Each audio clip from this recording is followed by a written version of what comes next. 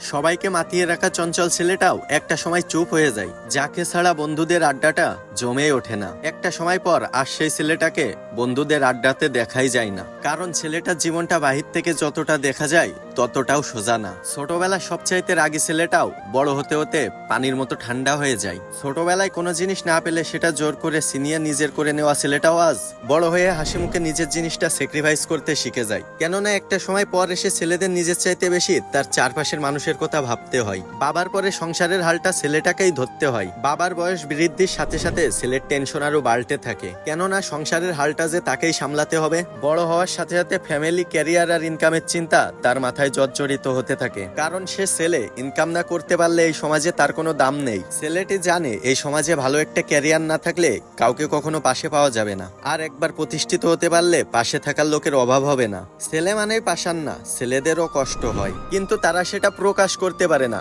কারণ ছোটবেলা থেকেই ছেলেদের শিখিয়ে দেওয়া হয় তুমি ছেলে, কান্নাই তোমার মানাই না। হ্যাঁ, ছেলে হওয়া এত সোজা না। হাজারো কষ্ট বুকে চেপে নিয়ে ঠোঁটের কোণে এক চিমটি মিষ্টি হাসি নিয়ে আমি ভালো আছি এই কথাটি সবসময় বলতে হয়।